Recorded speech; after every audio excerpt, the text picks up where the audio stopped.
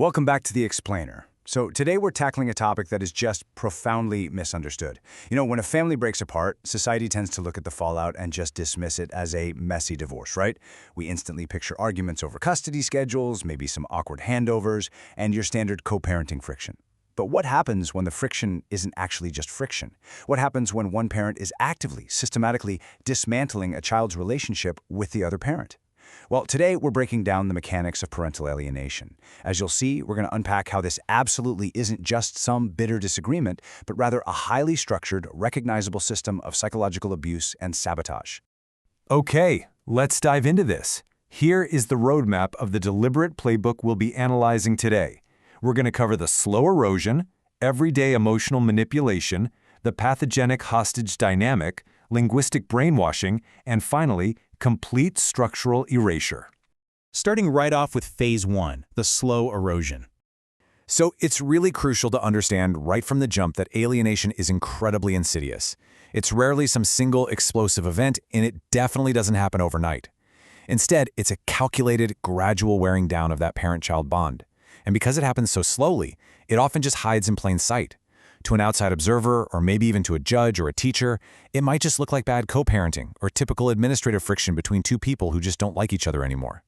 But beneath that surface, a very deliberate foundation is being laid. Which brings us to Phase 2, everyday emotional manipulation.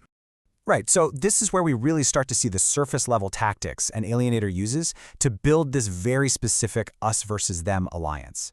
Communication blocking is a classic first step. The alienating parent might conveniently forget to pass on phone messages or block the targeted parent's number on the kid's phone. They might fail to share basic info about school plays or medical appointments. And then comes inappropriate confiding.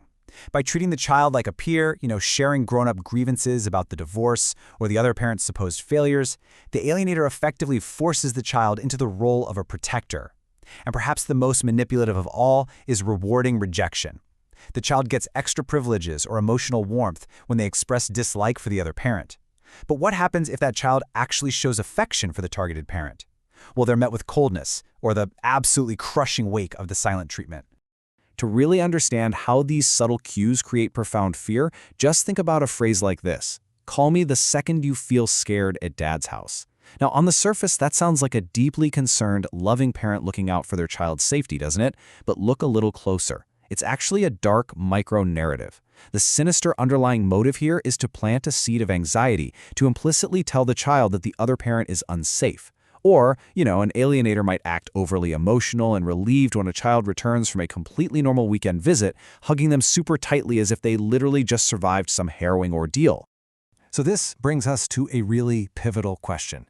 When you see these behaviors, the blocked calls, the strategic silent treatment, the manufactured anxiety, is this really just a messy divorce? Or is it psychological sabotage? As we peel back these layers, we're definitely leaving the realm of petty, everyday slights and entering a deeply disturbing space of psychological control. Let's look at Phase 3, the pathogenic hostage dynamic. Here is where we get into the clinical concepts framed by Dr. Craig Childress, where alienation shifts from petty behavior into something far more primal. He frames severe alienation as a form of pathogenic parenting, which is often linked to alienators with narcissistic or borderline personality traits. They are literally exploiting a child's fundamental neurobiological survival drive. So the absolutely crucial point is this: the child isn't rejecting the targeted parent because of genuine dislike. Not at all. They're rejecting them as a hostage-like survival mechanism. The alienator implicitly threatens to withdraw their love or become highly emotionally unstable if the child shows affection anywhere else.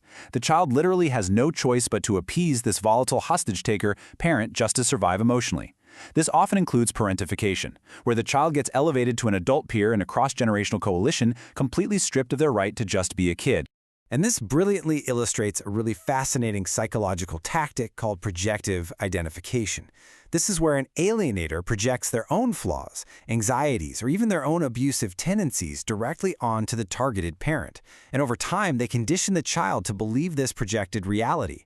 It is a stunning flip of the script. If the alienator is a highly controlling person, they will relentlessly, systematically convince the child that the other parent is actually the one who is controlling. Moving into Phase 4, linguistic brainwashing and spying. Drawing on the forensic sociology study, Children Held Hostage by Clower and Revlin, we can examine the specific programming techniques used to, quite literally, alter a child's perception of reality. First up is the we enmeshment. The alienator systematically replaces the words I and you with the word we. And guys, this isn't an accident. It's specifically designed to destroy the child's independent identity. By constantly merging their language, the child gradually loses the ability to separate their own independent feelings, thoughts, and desires from those of the alienating parent. Grounding this complex sociology in reality, just listen to this chilling everyday phrase pulled right out of the alienation playbook. We don't like it when your dad does that. Or, we are so much happier now. Not I, we. The child's individual voice is just completely swallowed whole by the alienator's narrative. And then there's historical revisionism. This is an absolutely terrifying process, where an alienator actively rewrites a child's past. Just watch how this works. Step 1. The alienator takes a genuinely happy memory the child has with the targeted parent. Step 2. They repeatedly and relentlessly reinterpret that memory with a sinister, negative spin. And in Step 3, over time, the child's actual memory shifts until they genuinely remember that happy event as traumatic, abusive, or neglectful. The alienator is quite literally hacking the child's memory bank. And this manipulation totally invades the present moment too. Look at the stark contrast here. Usually, a parenting visit is meant for bonding, right? But instead, the child has been turned into a secret agent. The child is tasked with gathering intelligence during their visits. They are sent out to look for evidence of a new partner, or to check receipts, or even monitor exactly what the targeted parent eats and drinks.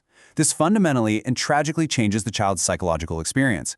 They aren't a son or daughter enjoying a weekend anymore. They're on a stressful, high-stakes intelligence-gathering mission for the alienator.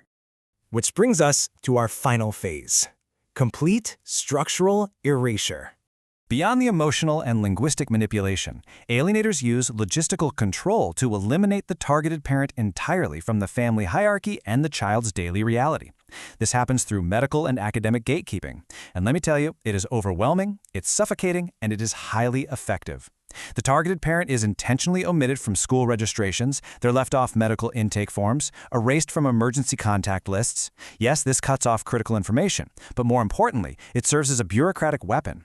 It sends a powerful, tangible, institutional message to the teachers, to the doctors, and most devastatingly to the child themselves, that the targeted parent is simply uninvolved, irrelevant, and effectively erased. Then we start seeing tactics like the rescue setup.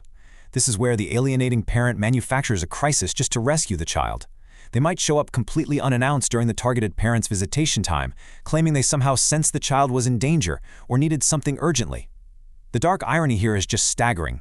They're positioning themselves as the savior, protecting the child from danger, when in reality, they are the ones actively inflicting profound psychological harm by constantly reinforcing this false narrative that the targeted parent can't keep the child safe. Now, what's really interesting about this slide is how alienators weaponize the legal custody agreement itself by exploiting all these ambiguities and loopholes.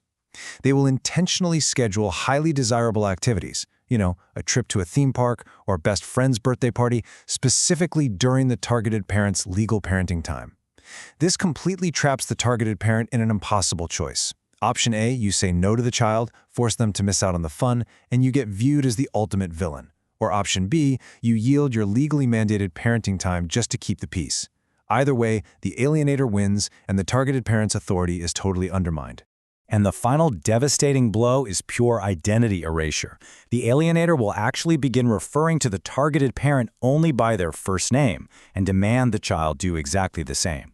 At the very same time, they'll insist the child call a new step-parent mom or dad. And this isn't just about labels. It is a highly calculated move to complete the psychological replacement, physically and psychologically erasing the targeted parent's rightful role in the family hierarchy altogether. We've seen how this slow erosion builds into a system of total psychological sabotage, where memories are rewritten and love is quite literally weaponized. And it leaves us with this final, crucial thought. When a child is turned into a spy, forced to act as an adult, manipulated into fearing the very person who loves them, and ultimately stripped of their fundamental right to simply be a kid, who is really surviving this system? Understanding the true mechanics of this abuse is the first vital step toward recognizing it and hopefully stopping it. Thanks for joining me for this explainer. I'll catch you next time.